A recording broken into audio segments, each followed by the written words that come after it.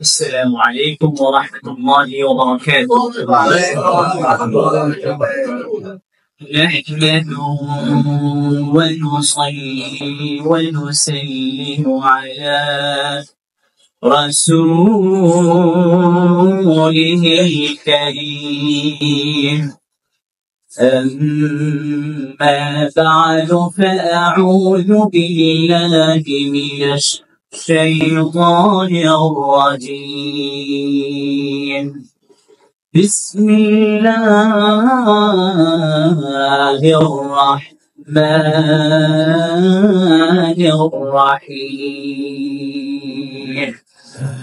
وما خلقت الجن والإنس إلا ليعبدون. وقال الله جل وعلا في شان حبيبه ومحبوبه آمرا ومخبرا: إن الله وملائكته يصلون على النبي يا أيها الذين آمنوا صلوا عليه وسلموا تسليما. اللهم صل على سيدنا مولانا محمد وعلى آله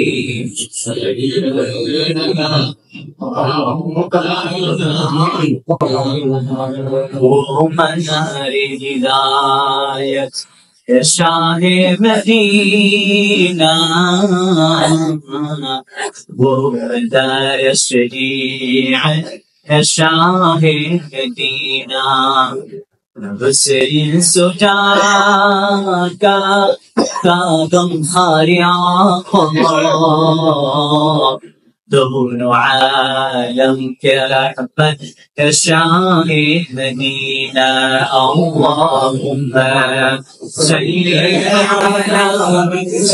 على سيدنا مولانا محمد وعلى آله سيدنا مولانا محمد بلغ العلا بكماله كشف الدجى بجماله حسن الجميع خصاله صلوا عليه وآله. بارك الله لنا ولكم في القرآن العظيم ونفعنا وإياكم بالآيات والذكر الحكيم. চট্টগ্রাম ঐতিহ্যবাহী কাতারগঞ্জ কেন্দ্রীয় বড় মসজিদের সম্মানিত সুযোগ্য মসজিদ সংশ্লিষ্ট সর্বস্তরের সম্মানিত দায়িত্বশীল বৃদ্ধ ও মহশ্রেষ্ঠ সন্তান ইকরাম শ্রদ্ধাস্পদ মুরব্বিয়ান আযম স্নেহস্পদ ব্রাদার ইসলাম দূর দূরান্ত থেকে আগত ধর্মপ্রাণ মুসলিম ইকরাম সমবয়সী যুবক বন্ধুগণ প্রাণাধিক প্রিয় শিক্ষিত সমাজসেবী সমাজ শ্রমিক বন্ধুগণ ব্যবসায়িক বন্ধুগণ সরকারি বেসরকারি সর্বস্তরের দায়িত্বশীল বৃন্দ পর্দা আড়ালে থাকা সম্মানিতা শ্রদ্ধাস্পদা পর্দাশীলা মা ও বোনেরা স্নেহের ছোট ভাইরা সর্বোপরি আমাকে যারা শুনছেন আলোচনার প্রারম্ভে সকলকে জানাই একটি আন্তরিক মোবারকবাদ ও অভিনন্দন। সর্বপ্রথম সেই মহান রব্বুল আলামিনের সমীপে কৃতজ্ঞতা জ্ঞাপন করছি, শুকরিয়া আদায় করছি যিনি আমাদেরকে পার্থিব সকল ব্যস্ততা থেকে মুক্ত করে পৃথিবীর সর্বোৎকৃষ্ট সর্বশ্রেষ্ঠ স্থান মসজিদ ও পবিত্র কোরআন সুন্নাহ ভিত্তিক আলোচনা শ্রবণ এবং উপস্থাপনের তৌফিক দান করেছেন। আমাদেরকে সুস্থ রেখেছেন, ভালো রেখেছেন, অসংখ্য অগণিত নিয়ামত দ্বারা আমাদেরকে পরিবেষ্টিত করে রেখেছেন। সেই মহান রব্বুল আলামিনের জন্য অন্তরে অন্তঃস্থল থেকে সমস্ত শরীর কারো শিখানো পদ্ধতি অনুসারে একবার কালিমাতুশ শুকর আদায় করে বলছি আলহামদুলিল্লাহ। প্রিয় মুসলিম ইকরাম, আজকের আলোচ্য বিষয় হচ্ছে মানব সৃষ্টির অভিপ্রায় হলো ইবাদত। আল্লাহর কাছে দোয়া করছি, প্রত্যাশা করছি তিনি যেন কোরআন সুন্নাহ ভিত্তিক কিছু সহি শুদ্ধ কথা বলার তৌফিক দান করেন। আমিন। ওয়া মা তাওফীকি ইল্লা বিল্লাহ আলাইহি তাওয়াক্কালতু ওয়া ইলাইহি উনীব। সুবহানাকা লা ইলমা লানা ইল্লা মা 'আল্লামতানা ইন্নাকা আনতাল আলীমুল হাকীম। সম্মানিত হাজরিন, নিশ্চয়ই আমরা জানি যে ইসলামের শরীয়তের যে বিধিবিধান তা 5টি বিষয় কেন্দ্রিক। আল আহকাম আশ-শরিয়া অথবা আল আহকাম আশ-শারা'i 5টি বিষয় কেন্দ্রিক। 1 নম্বর হলো ঈমানিয়াত, অর্থাৎ কোরআন এবং আল আহাদিসুন নাবাউইয়া যদি রিসার্চ করা হয় তাহলে দেখা যায় কোরআন এবং হাদিসের মধ্যে যে সমস্ত বিধিবিধানগুলো আছে সে সমস্ত বিধিবিধানগুলো, বিধিনিষেধগুলো, হুকুম আহকামগুলো 5টি বিষয় কেন্দ্রিক। সর্বপ্রথম হলো আল ঈমানিয়াত, আকীদা বিশ্বাস কেন্দ্রিক। দ্বিতীয় নম্বর হলো আল ইবাদাত তথা ওয়ার্শিপিং, অর্চনা উপাসনা কেন্দ্রিক। তৃতীয়ত হলো আল মুআমালাত তথা ডিলিং, পারস্পরিক লেনদেন কেমন হবে ইত্যাদি বিষয় কেন্দ্রিক। চতুর্থত হলো আল মুআশারাত, বিহেভিয়ার্স কেমন হবে, পারস্পরিক আচার আচরণ বিধি কেমন হবে সেই বিষয় কেন্দ্রিক আল মুআশারাত। পঞ্চমত আল উকুবাত তথা পানিশমেন্ট, যদি কেউ আল্লাহ এবং তার রাসূলের দিক নির্দেশনা অমান্য করে, বিধিবিধান পালন না করে, বিধিনিষেধের প্রতি যদি কোন ধরনের তোয়াক্কা না করে, তাহলে তাদের জন্য কি কি শাস্তি রয়েছে পানিশমেন্ট কেন্দ্রিক। প্রিয় হাজরিন, আমরা ইসলামী বর্ষ পঞ্জিকা এই 1446 হিজরির সূচনা লগ্ন থেকে এ পর্যন্ত আল ঈমানিয়া তথা আকীদা বিশ্বাসের বিভিন্ন দিক প্রান্ত নিয়ে আলোচনা করে এসেছি। আজকে আমরা মোট নিতে যাচ্ছি ইবাদতের বিষয়ে আমরা আজকে আলোচনা করতে চাই। আল আহকাম আশ-শারা'i, ইসলামের শরীয়তের বিধিবিধানগুলো। দ্বিতীয়তম যে বিষয় কেন্দ্রিক তা হলো আল ইবাদাত। ইবাদাত শব্দটা আরবিক ওয়ার্ড, আরবি শব্দ, এটি প্লুরাল কিংবা জমা, এর সিঙ্গুলার কিংবা ওয়াহিদ হচ্ছে ইবাদাত। ইবাদাতুল শব্দের জমা হলো, প্লুরাল হলো ইবাদাত। এই আল ইবাদাত শব্দটি আরবিক ওয়ার্ড, এটা আল আবদু দাস শব্দ থেকে উৎকুলিত, গৃহীত। আল আবদু মানে দাস।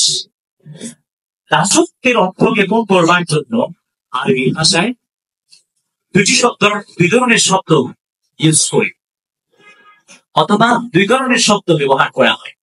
একটি হলো আল ইবাদা, আরেকটি হলো আল উবুদিয়্যাহ। একটি হলো আল ইবাদা, আরেকটি হলো আল উবুদিয়্যাহ। ইবাদত মানে হলো চূড়ান্ত বিনয়, বিনয়জ্ঞতা, আনুগত্য, চূড়ান্তভাবে আনুগত্য করা, একইভাবে বিনীত হওয়া ইত্যাদি। আল খুদুউ, আল ইস্তিকানা, গায়াতুত তাযাল্লুল ইত্যাদি অর্থ এই ইবাদত শব্দ জ্ঞাপন করে। আরেকটি হলো আল উবুদিয়্যাহ, এটাও দাসত্বের অর্থ জ্ঞাপন করে, তবে লৌকিক জাগতিক পার্থিব দাসত্বের ক্ষেত্রে উবুদিয়্যাহ শব্দটি ইউজ হয় আরবিতে। আর অপার্থিব, অলৌকিক, ঐশ্বরিক কেবল আল্লাহর উপাসনার ক্ষেত্রে ইবাদত শব্দটি ইউজ হয়। প্রিয় হাজরিন, ইবাদত উবুদিয়্যাতের মধ্যে পার্থক্য আছে। ইবাদত মানে হলো গায়াতুত তাযাল্লুল, চূড়ান্তভাবে বিনয়জ্ঞতা, বিনম্রতা, আনুগত্য প্রদর্শন করা। উবুদিয়্যাহ এটা মানে বিনয়জ্ঞতা, বিনম্রতা, আনুগত্য প্রদর্শন করা, ঠিক আছে, তবে এটা চূড়ান্ত ভাবে না। অনেক মানুষ দেখা যায় তাদের অনেক রাশি আছে, বর্তমান যদিও বা নেই। ইতিহাস যদি অধ্যয়ন করা দেখা যায় ইসলামের সূচনা লগ্নে ছিল দাসীর প্রথা, দাসত্ব প্রথা। ইসলামী সে তা নিষিদ্ধ ঘোষণা করেছে এবং হাতে কলমে দাস প্রথাকে বিয়োগিত করবার ক্ষেত্রে, উৎখাত করবার ক্ষেত্রে ইসলাম বলিষ্ঠ ভূমিকা রেখেছে, তার ইতিহাস আমাদের জানা আছে। তাহলে ইবাদত শব্দের আবিধানিক করতে হলো গায়াতুত তাযাল্লুল, চূড়ান্তভাবে বিনয়াত্মতা, বিনম্রতা প্রদর্শন করা, আত-তাআ তথা আনুগত্য করা, আল-ইস্তিকানা মুকাফফিতা প্রদর্শন করা, আল-খুদু' বিনীত হওয়া, নত হওয়া ইত্যাদি হলো আল-ইবাদা শব্দের আবিধানিক অর্থ। ইবনে কাসির যে গ্রন্থ আমাদের অনেকের চেনা জানা, ইমাম ইবনে কাসির রাহিমাহুল্লাহ ইবাদা শব্দের ব্যাখ্যা দিয়েছেন, সংজ্ঞা দিয়েছেন, এবং ইমাম ইবনে তাইমিয়া রাহিমাহুল্লাহ ইবাদা শব্দের সংজ্ঞা দিয়েছেন। একটি গ্রন্থ আছে ইমাম ইবনে তাইমিয়া, যে গ্রন্থের নাম হলো আল-উবুদিয়্যা, মানে দাসত্ব। এই আল-উবুদিয়্যা গ্রন্থের মাঝে তিনি ইবাদত শব্দের সংজ্ঞা প্রদান করেছেন, পারিভাষিক সংজ্ঞা। ইবাদত শব্দের পারিভাষিক সংজ্ঞা হলো হুয়া ইসমুন জামিউ লিকুল্লি মা ইউহিব্বুহু আল্লাহু সুবহানাহু ওয়া তাআলা ওয়া ইয়ারদা মিনাল আকওয়াল ওয়াল আফআল আয-যাহিরা ওয়াল বাতিনা। প্রকাশ্য এবং গোপনীয় প্রত্যেক ওই কর্মকথন যা আল্লাহ পছন্দ করে ভালোবাসেন, প্রত্যেক গোপনীয় প্রকাশ্য ওই কর্মকথন যা আল্লাহ ভালোবাসেন এবং পছন্দ করেন, তার নামই হলো ইবাদত। প্রত্যেক ওই কর্মকথন যা আল্লাহ ভালোবাসেন, গোপনীয় হোক প্রকাশ্য হোক, তার সামষ্টিক নাম হলো ইবাদত। প্রিয় হাজিরিন, ইবাদত শব্দের আবিধানিক অর্থ, পারিভাষিক সংজ্ঞা আমাদের মাঝে সুস্পষ্ট হয়ে উঠল। আমরা জানি যে ইবাদত অর্থের দৃষ্টিকোণ থেকে দুই প্রকার। মনে রাখবেন, অর্থের দৃষ্টিকোণ থেকে ইবাদত দুই প্রকার। একটা হলো বিশেষ ইবাদত, যেটিকে আরবিতে বলা হয় আল-ইবাদা আল-খাসসা, বিশেষ ইবাদত। আরেকটি হলো আল-ইবাদা আল-আম্মা, ব্যবহৃত ইবাদত। মানে ইবাদত বলে কি কি বোঝানো হয় এটি এখানে স্পষ্ট করার উদ্দেশ্য। আল-ইবাদাতুল খাসসা, বিশেষ ইবাদত হচ্ছে আরকানুল ইসলাম, ইসলামের যে রুকনগুলো আছে সেগুলো পালন, সেগুলোর প্রতি বিশ্বাস স্থাপন, এই হলো আল-ইবাদাতুল খাসসা, বিশেষ ইবাদত। আব্দুল্লাহ ইবনে উমর রাদিয়াল্লাহু তাআলা আনহু সূত্রে বর্ণিত আছে, তিনি বলেছেন নবীজি সাল্লাল্লাহু আলাইহি ওয়াসাল্লাম ইরশাদ করেছেন, বুনিয়াল ইসলাম আলা খামসিন শাহাদাতু আল্লা ইলাহা ইল্লাল্লাহ ওয়া আন্না মুহাম্মাদার রাসূলুল্লাহ ইকামাতুস সালাহ ওয়া ইতাউজ যাকাত ওয়া সাওম রমাদান ওয়া হজ্জাল বাইত ইসতাতা সাবিলা। নবীজি সাল্লাল্লাহু আলাইহি ওয়াসাল্লাম বলেছেন, ইসলাম পাঁচটি স্তম্ভের উপর অবস্থিত। যেন ইসলাম একটি শামিয়ানার সঙ্গে বিশ্ব মানবতার কান্ডারি, নিখিল বিশ্বের কল্যাণ আশীর্বাদের মর্ত প্রতীক বিশ্ব নবী, সমগ্র সৃষ্টিকুলের নবী, সর্বশ্রেষ্ঠ সর্বশেষ নবী হযরত মুহাম্মদ মুস্তাফা সাল্লাল্লাহু আলাইহি ওয়াসাল্লাম করেছেন একটি শামিয়ানা, যে শামিয়ানার পাঁচটি স্তম্ভ আছে। প্রথম স্তম্ভ হলো শাহাদা বাণী, আশহাদু আল্লা ইলাহা ইল্লাল্লাহ ওয়া আশহাদু আন্না মুহাম্মাদান আবদুহু ওয়া রাসূলুহু, এই হলো শাহাদা বাণী। লা ইলাহা ইল্লাল্লাহ মুহাম্মাদুর রাসূলুল্লাহ, এটাই হলো শাহাদা বাণী। প্রিয় হাজিরিন, এটা মুখে উচ্চারণ করা, অন্তর দিয়ে বিশ্বাস করা, ঈমানের আত্মান্ত বিষয় আমরা আগে আলোচনা করেছিলাম। দ্বিতীয় নম্বর যে স্তম্ভ সেটি হলো ইকামাতুস সালাত, সালাত প্রতিষ্ঠা করা। তৃতীয়ত হলো যাকাত প্রদান করা। চতুর্থত হলো রমাদান মুবারক জুড়ে সিয়াম সাধনা করা। পঞ্চমত হজ ব্রত পালন করা। প্রিয় হাজিরিন, এই পাঁচটি বিষয়কে বিশেষভাবে আল-ইবাদাতুল খাসসা বলা, বিশেষ ইবাদত বলা। এগুলো ছাড়া ব্যতীত অনেক ইবাদত আছে, জিকির ইবাদত, কুরআন তিলাওয়াত ইবাদত। আপনি হেঁটে যাচ্ছেন, পথে দেখতে পেয়েছেন কমেন্টটি মোচক খাওয়ার জিনিস পাথর, আপনি সরিয়ে দিলেন, ইমান তাকুল্লাহ আদা আনিত তারিক সাদাকা। পথ থেকে মানুষের কষ্ট হয় এমন জিনিস সরিয়ে দেয়া, এটা হচ্ছে সাদকা, এটিও ইবাদত। আপনি হেঁটে যাচ্ছেন, কোন মুসলমানকে দেখেছেন, সালাম দিলেন, এটিও ইবাদত। একইভাবে তাহাজ্জুদের সালাত আদায় করলেন, ইবাদত। সাদকা প্রদান করলেন, ইবাদত। মানব সেবায় কাজ করলেন, ইবাদত। মানুষের উপকার করলেন, ইবাদত। দেশের সার্বভৌমত্ব এবং স্বাধীনতা সুরক্ষায় ভূমিকা রাখতেন, এটাও ইবাদত। জীবনে একেবারে ব্যক্তিগত জীবন, পারিবারিক জীবন, সামাজিক জীবন, রাষ্ট্রীয় সমগ্র আন্তর্জাতিক জীবন পর্যন্ত জীবনের প্রত্যেকটা ক্ষণ মুহূর্ত যদি আল্লাহ এবং তার রাসূলের দিক নির্দেশনা মোতাবেক হয়, রাসূলের আদর্শে আল্লাহর দিক নির্দেশনা মোতাবেক হয়, তা ইবাদত হিসেবে পরিগণিত হয়। তবে এখানে একটি শর্ত আছে, কুরআন এবং হাদিসের মধ্যে বেশ কিছু ইবাদত আছে যেগুলোর ক্ষেত্রে ইন্সপায়ার করা হয়েছে, উদ্বুদ্ধ করা হয়েছে। এগুলো পালন করলে অবশ্যই গুরুত্বপূর্ণ ইবাদত পালন করেছেন বলে সাব্যস্ত হবে, আপনি আল্লাহর পক্ষ থেকে ফজিলত পাবেন, পুরস্কার পাবেন। আর কিছু বিষয় আছে যেগুলোর ক্ষেত্রে কোরআন এবং হাদিসের মধ্যে ইনস্ট্রাকশন আসেনি, অথবা প্রহিবিশন আসেনি, নিষেধাজ্ঞা আসেনি, আদেশও আসেনি। এগুলোকে বলা হয় আল উমুর আল মুবাহা, মানে বৈধ জিনিস। আপনি জাগতিক জীবন অথবা পার্থিব জীবন উপভোগ করার ক্ষেত্রে অনেক কিছু করতে পারেন। যেমন আপনি একটি গৃহ নির্মাণ করলেন, আপনি গৃহ নির্মাণের সময়ে চিন্তা করলেন মসজিদের যেদিক থেকে আজান আসে সেদিকে একটা জানালা বাড়িয়ে দিন, যেন মসজিদের আজানটা সুন্দরভাবে আমার ঘরে ঢুকতে পারে। এটি হলো নিয়া, ইন্টেনশন, জাস্ট ইন্টেনশন। এই নিয়তের কারণে আপনি অনেক সওয়াব পাবেন। একটি বৈধ কাজ, জাগতিক কাজ, সাথে সাথে আপনার নিয়ত ভালো ছিল, সত্য ছিল, আপনি এর জন্য আলাদা একটা পুরস্কার পাবেন, ফজিলত পাবেন।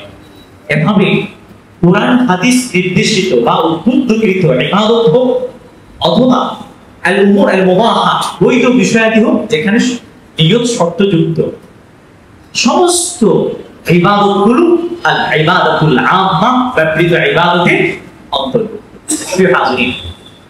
তাহলে ইবাদত বলে দুই ধরনের ইবাদত বোঝানো হয়, আল ইবাদাতুল খাসসা, আল ইবাদাতুল আম্মা, বিশেষ ইবাদত, ব্যাপক ইবাদত। আবার ইবাদত যদি আমরা একটু অ্যানালাইসিস করি, আমরা দেখতে পাই ইবাদতের অনেক প্রকার আছে, প্রকারভেদ। কিছু ইবাদত আছে যেগুলো আধ্যাত্মিকতার সাথে, আত্মিকতার সাথে, অন্তরের সাথে, কলবের সাথে, হৃদয়ের সাথে সম্পৃক্ত।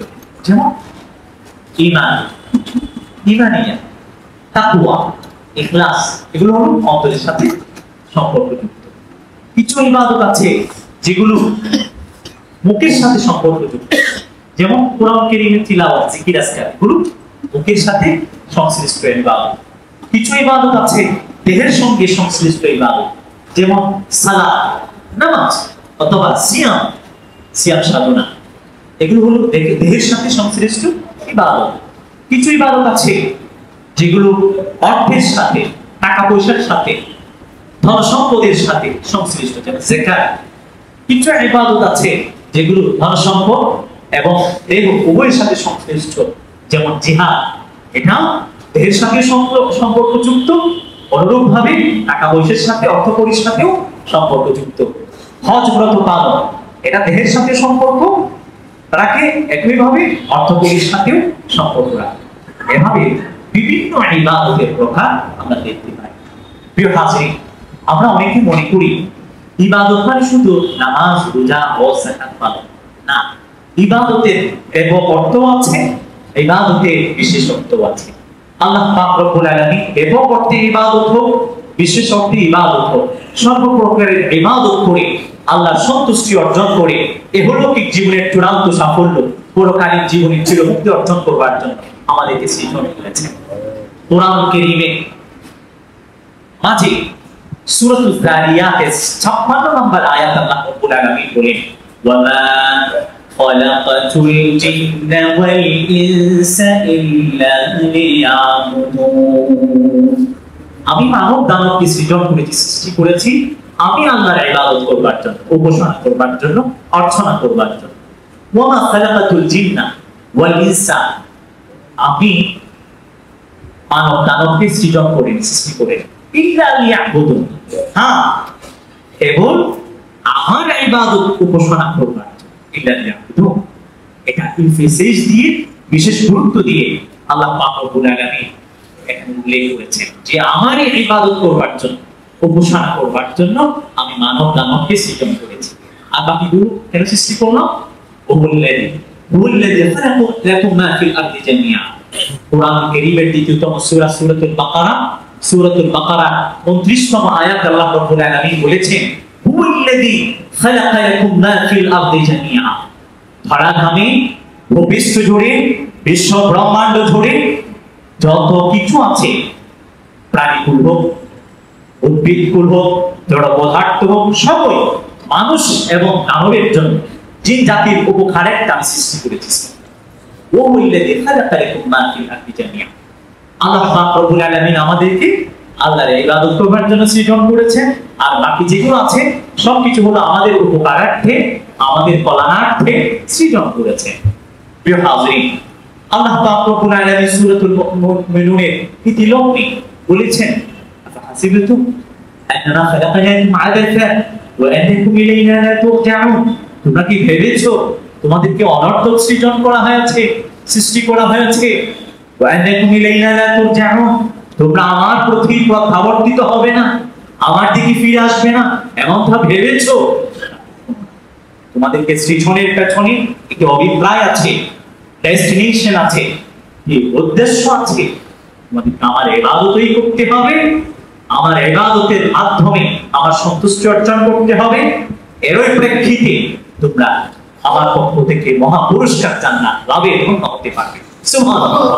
প্রিয় হাজরিন, তাহলে ইবাদত কাকে বলি, ইবাদতের প্রকারগুলো কি কি আমাদের মাঝে স্পষ্ট হয়ে গেল, এবং মানব সৃষ্টির যে অভিপ্রায় কিংবা রহস্য উদ্দেশ্য তাও স্পষ্ট হয়ে গেল। এরপরে স্পষ্ট করতে চাই, মনে রাখবেন ইবাদত কিভাবে হবে, ইবাদত হবে কিভাবে, কিভাবে আল্লাহর ইবাদত করতে হবে তার একটা সিস্টেম আছে, তার একটা অনুভূতি বা চৈতন্যতার বিষয় আছে। হাদিসের মধ্যে তার সুস্পষ্ট রূপে উদ্ধৃত করা হয়েছে। হাদিসে জিবরাইল নামে একটি হাদিস আছে, সুদীর্ঘ হাদিস, যেটা আমরা পূর্বে আলোচনা করেছিলাম, অনেকবার আলোচনা করেছি। হাদিসে জিবরাইল, সেই হাদিসে জিবরাইলে এসেছে জিবরাইল আলাইহিস সালাম নবীজি সাল্লাল্লাহু আলাইহি ওয়াসাল্লামকে প্রশ্ন করে ছুড়লেন, মান ইহসান ইয়া মুহাম্মদ সাল্লাল্লাহু আলাইহি ওয়াসাল্লাম, ইহসান কাকে বলে? হে মুহাম্মদ সাল্লাল্লাহু আলাইহি ওয়াসাল্লাম, নবীজি সাল্লাল্লাহু আলাইহি ওয়াসাল্লাম তৎক্ষণাৎ চমৎকার জবাব দিয়েছেন।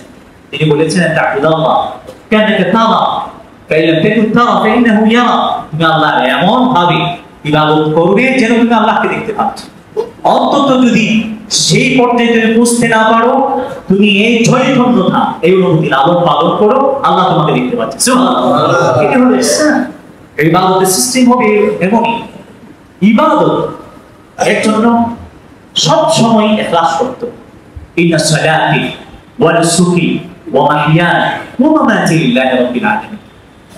আমার জীবনে সমস্ত সালাতি ওয়া নুসুকি, আমার কুরবানি, হজ, ব্রত পালন, সমস্ত ইবাদত বন্দেগী উপাসনা, ওয়া মাহইয়ায়া ওয়া মামাতি, আমার জীবন মরণ সবই বিশ্ব ব্রহ্মাণ্ডের অধিপতি, সৃষ্টিকুলের অধিপতি আল্লাহ তাআলা। এভাবে একনিষ্ঠ চিত্তে আল্লাহর সন্তুষ্টি অর্জনের নিমিত্তে উপাসনা হতে হবে, ইবাদত হতে হবে। প্রিয় হাজরিন,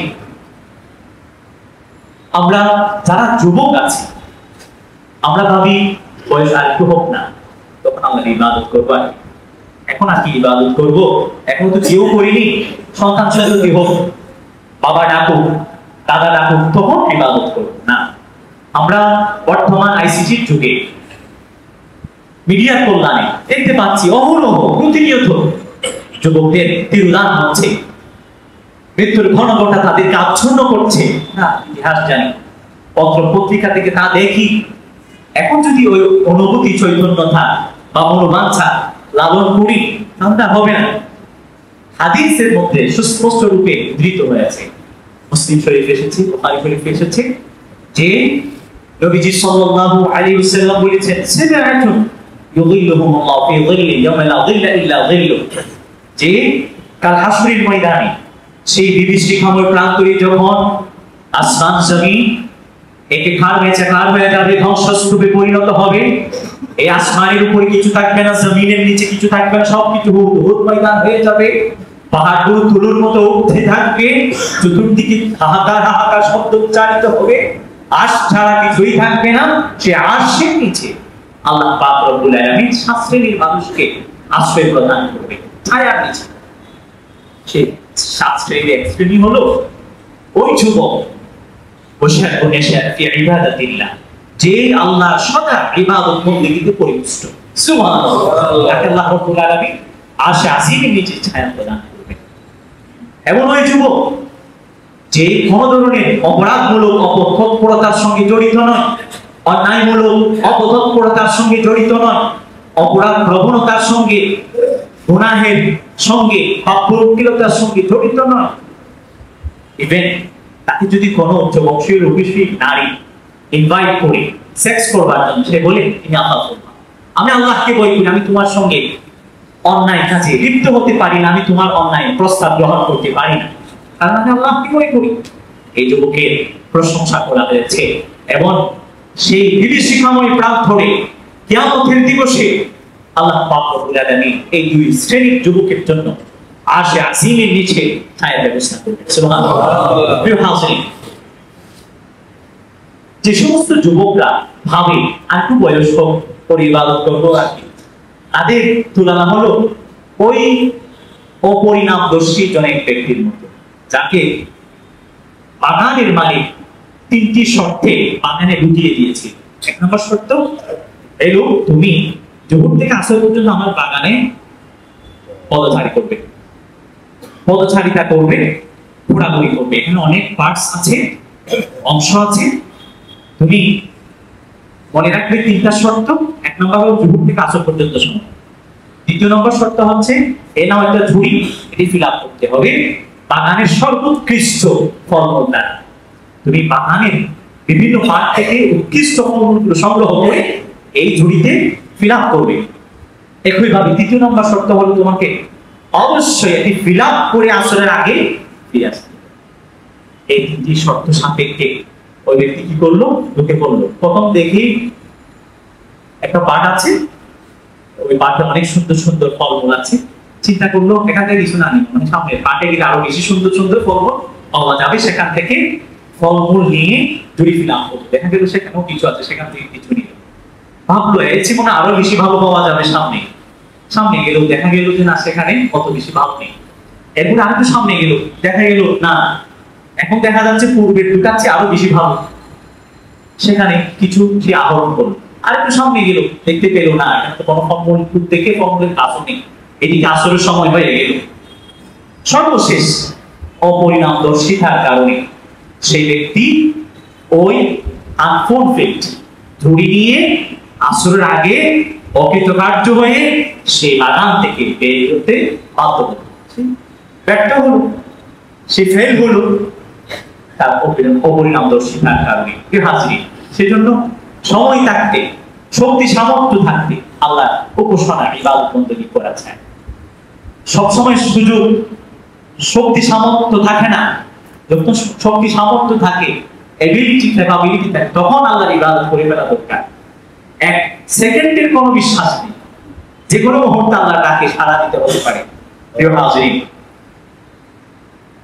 তাহলে আমরা খুব বেশি সচেতন হব আল্লাহর ইবাদত বন্দেগীর ক্ষেত্রে এবং আল্লাহর সর্বপ্রকারের ইবাদত, বিশেষ ইবাদত হোক, ব্যাপৃত ইবাদত হোক, এগুলো পালনের মাধ্যমে আল্লাহর সন্তুষ্টি অর্জনের ক্ষেত্রে আমরা পাগল পাড়া হয়ে উঠবো, বদ্ধপরিকর হয়ে উঠবো।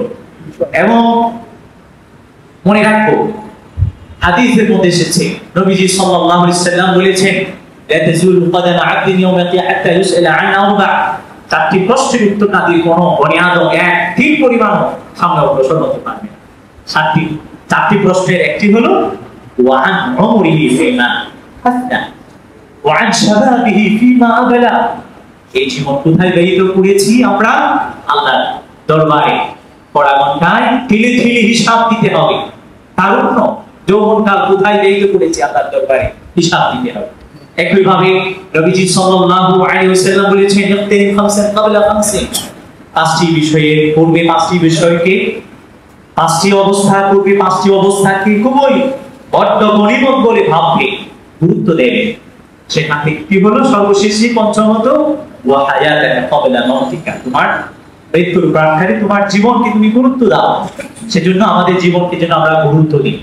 প্রিয় হাজিরিন, তাহলে ইবাদত কাকে বলে আমাদের মাঝে স্পষ্ট হয়ে গেল। ইবাদতের মধ্যে সবচেয়ে গুরুত্বপূর্ণ ইবাদত হলো সালাত, নামাজ। এই সালাত কেন্দ্রিক কিয়ামতের দিবসে আল্লাহ রাব্বুল আলামিন সর্বপ্রথম প্রশ্ন করে উঠবেন, সালাত কিভাবে আদায় করব? সুন্নাহর আলোকে আমরা ধারাবাহিকভাবে আলোচনার জন্য প্রয়াস রাখি। আল্লাহ আমাদের সঠিক বোঝার আমল করার তৌফিক দান করুন। সকলের দীর্ঘায়ু উজ্জ্বল ভবিষ্যৎ কামনা করছি, সুস্বাস্থ্য কামনা করছি, নিরাপত্তা কামনা করছি। আল্লাহ আমাদের প্রত্যেককে মাহফুজ রাখুক। আসসালামু আলাইকুম ওয়া রাহমাতুল্লাহি ওয়া বারাকাতুহু। সম্মানিত মুসলিম, আল্লাহু আকবার, আল্লাহু আকবার, আল্লাহু আকবার,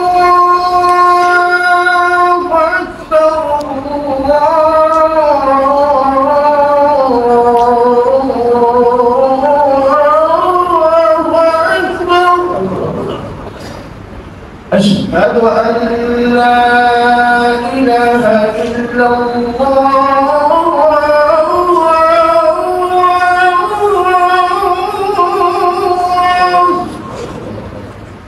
أشهد أن لا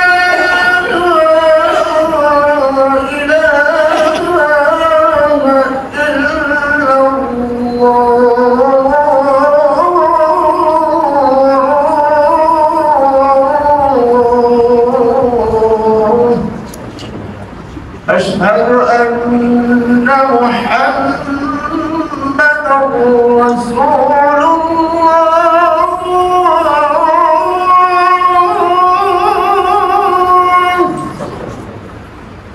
أشهد أن محمدا رسول الله.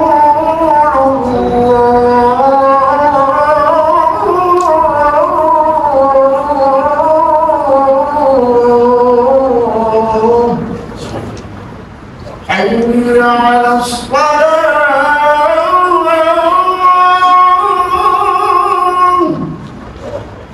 حي على الصلاة،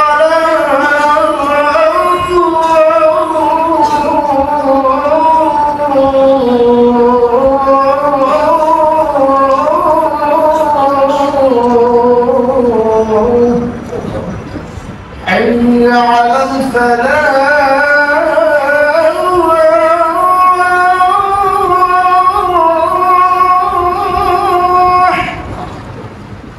حي على الفلاح.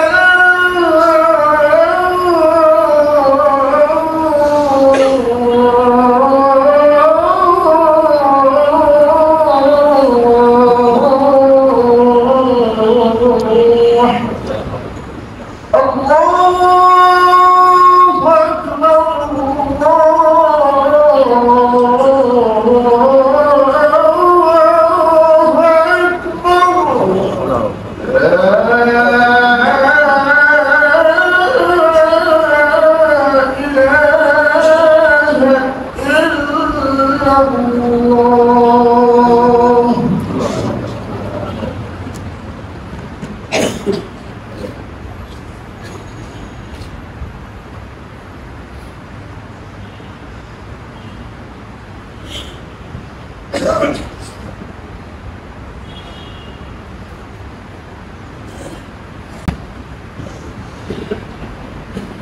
إن الحمد لله والشكر لله. الحمد لله علي الذات عظيم الصفات سمي السمات كبير الشان جليل القدر رفيع الذكر مطاع الأمر جلي البرهان فخيم الاسم غدير العلم وسيع الحلم كثير الغفران جميل الثناء جزيل العطاء مجيب الدعاء عميم الإحسان سريع الحساب شديد العقاب أليم العذاب عزيز السلطان. ونشهد أن لا إله إلا الله وحده لا شريك له الذي هو القادر المقتدر المقدم المؤخر الأول الآخر الظاهر والباطن الوالي المتعالي البر التواب المنتقم العفو الرؤوف مالك الملك ذو الجلال والإكرام الذي هو الأحد الصمد لم يلد ولم يولد ولم يكن له كفوا أحد. ونشهد أن سيدنا وسندنا محمدا عبد الله ورسوله الذي أدى الأمانة وكشف الغمة ونصح الأمة وجاهد في سبيل الله حتى أتاه اليقين. ما بعد، أيها الحضرة المبجلة، إنكم علمتم أن الله سبحانه وتعالى أمرنا بتقوى الله عز وجل ونذر الفواحش ما ظهر منها وما بطن، لأن التقوى أمر عظيم وخوف إلهي باطني يلقى من الله عز وجل على قلوب المؤمنين، وهو يمنع الناس من منهيات رب العالمين، ولا يحصل إلا بصحبة عباده الصالحين كما في القرآن الكريم: يا أيها الذين آمنوا اتقوا الله وكونوا مع الصادقين. وقال الله جل وعلا: يا أيها الذين آمنوا اتقوا الله حق تقاته ولا تموتن إلا وأنتم مسلمون. وقال الله جل وعلا: يا أيها الذين آمنوا اتقوا الله ولتنظر نفس ما قدمت لغد واتقوا الله إن الله خبير بما تعملون. أيها النجوم الباصة، ناقشت اليوم عن أهمية العبادة. نحن نعلم أن العبادة لفظ عربي معناها لغة الطاعة والافتقار والاستكانة والخضوع وغاية التذلل وما إلى ذلك. وفي الشرع أن العبادة هي اسم جامع لكل ما يحبه الله سبحانه وتعالى ويرضاه من الأقوال والأفعال الظاهرة والباطنة، كالصلاة والصيام والزكاة والحج وما إلى ذلك. ونحن نعلم أن العبادة على 5 أنواع. هناك عبادات شتى، عبادات شتى، بعض منها مرتبط بالأموال كالزكاة، وبعض منها مرتبط بالبدن والأبدان كالصلاة والصيام وما إلى ذلك، وبعض منها متعلق بالأبدان والأموال معا كالجهاد وكذلك الحج المبرور. وكذلك هناك أنواع عديدة. وبعد ذلك نحن نعلم أن العبادة هي حق الله سبحانه وتعالى على جميع عباده. روي عن معاذ بن جبل رضي الله تعالى عنه قال: كنت ردف النبي صلى الله عليه وسلم على حمار، فقال النبي صلى الله عليه وسلم: يا معاذ، أتدري ما حق الله على العباد وما حق العباد على الله؟ قال: قلت: الله ورسوله أعلم. فقال النبي صلى الله عليه وسلم: إن حق الله على العباد أن يعبدوه ولا يشركوا به شيئا، وكذلك وأن حق العباد على الله سبحانه وتعالى إذا فعلوا ذلك ألا يعذبهم، أو كما قال الحبيب المصطفى صلى الله عليه وسلم. هنا ظهر أن العبادة حق الله سبحانه وتعالى. علينا أن نعبد الله سبحانه وتعالى خاصة عامة، يعني علينا أن نعبد الله سبحانه وتعالى بتأدية أركان الإسلام، وكذلك في جميع تصرفاتنا في جميع مجالاتنا في حياتنا الدنيوية وفي جميع أحوالنا. الله هو الموفق والمعين. بارك الله لنا ولكم في القرآن العظيم، ونفعنا وإياكم بالآيات والذكر الحكيم، فإنه تعالى جواد كريم ملك بر رؤوف رحيم.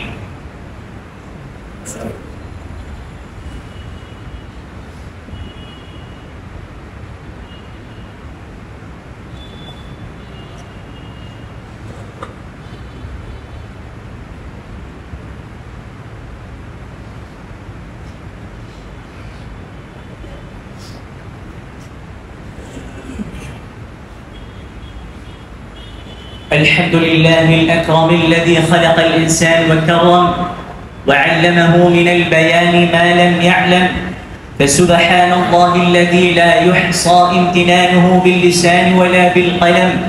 والحمد لله خالق الوجود من العدم وجاعل النور من الظلم ومالك التوبة على الندم، ونشكره على المصائب كما نشكره على النعم، ونصلي ونسلم على رسوله الأكرم لنوره الأتم ولشرفه الأشم، وصلى الله عليه وعلى آله وأصحابه وسلم.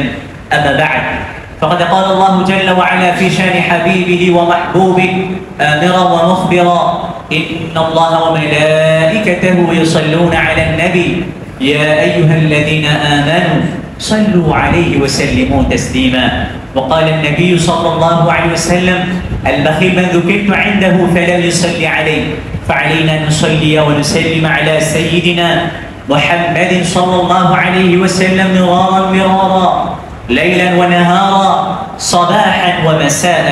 اللهم صل على محمد وعلى آل محمد كما صليت على إبراهيم وعلى آل إبراهيم إنك حميد مجيد. اللهم بارك على محمد كما باركت على إبراهيم. اللهم بارك على محمد وعلى آل محمد كما باركت على إبراهيم وعلى آل إبراهيم إنك حميد مجيد. فسهل يا إلهي كل صعب بحكمة سيد الأبرار. سهل، اللهم سهل، اللهم عجل، اللهم كمل، اللهم كمل يا رب العالمين. ربنا آتنا في الدنيا حسنة وفي الآخرة حسنة وقنا عذاب النار. اللهم إنا نسألك الهدى والتقى والعفاف والغنى. اللهم عافنا من كل بلاء الدنيا ومصائب الدنيا والآخرة يا رب العالمين. اللهم إنا نعوذ بك من جهد البلاء ودرك الشقاء وسوء القضاء وشماتة الأعداء يا رب العالمين. اللهم اهدنا فيمن هديت وعافنا فيمن عافيت وقنا واصرف عنا شر ما قضيت، فإنك تقضي ولا يقضى عليك، فإنه لا يذل من واليت ولا يعز من عاديت. تباركت ربنا وتعاليت، نستغفرك ونتوب إليك. اللهم انصر الإسلام والمسلمين والمجاهدين في كل مكان وفي كل حين. اللهم انصر من نصر الدين واخذل من خذل الدين. اللهم ارحم إخواننا المسلمين في فلسطين وفي سوريا وفي بورما وفي شصني وبصني وسوماليا وفي سائر بلدان المسلمين. اللهم ارحم في دولتنا الميمونة المحبوبة بنجلاديش وفي سائر بلدان المسلمين يا رب العالمين. اللهم احفظ دولتنا الميمونة بنغلاديش من سائر تصرفات الهنادقة يا رب العالمين. اللهم أيدنا تأييدا كاملة مكملة يا رب العالمين. اللهم ساعد أهل المسلمين مساعدة تامة كاملة للغاية يا رب العالمين. اللهم أهلك الكفرة والمبتدعة والهنادقة والزنادقة واليهود والنصارى والمشركين، أعداءك أعداءنا أعداء الدين. اللهم شتت شملهم، اللهم مزق جمعهم، اللهم خرق بلادهم وبنيانهم، اللهم افسد نساءهم معهم، اللهم خالف بين كلمتهم وألق في قلوبهم الرعب والفشل والاختلاف بينهم، وأنزل بهم بأسك الذي لا ترده عن القوم المجرمين. ربنا آتنا في الدنيا حسنة وفي الآخرة حسنة وقنا عذاب النار. وقال الحبيب المصطفى صلى الله عليه وسلم: أرحم أمتي بأمتي أبو بكر رضي الله تعالى عنه، وأشدهم في أمر الله عمر رضي الله تعالى عنه، وأصدقهم حياء عثمان رضي الله تعالى عنه، وقضاهم علي رضي الله تعالى عنه، وفاطمة سيدة نساء الجنة رضي الله تعالى عنها، الحسن والحسين سيدا شباب أهل الجنة رضي الله تعالى عنهما، وحمزة أسد الله وأسد رسوله رضي الله تعالى عنه. اللهم اغفر عباس رضي الله تعالى عنه وولده مغفرة ظاهرة وباطنة لا تغادر ذنبه. الله في أصحابي لا تتخذوهم غرضا من بعدي، فمن أحبهم فبحبي أحبهم، ومن أبغضهم فببغضي أبغضهم، وخير القرون قرني ثم الذين يلونهم ثم الذين يلونهم، والسلطان ظل الله في الأرض من أهانه الله. إن الله يأمر بالعدل والإحسان وإيتاء ذي القربى وينهى عن الفحشاء والمنكر والبغي يعظكم لعلكم تذكرون. اذكروني اذكركم واشكروني ولا تكفرون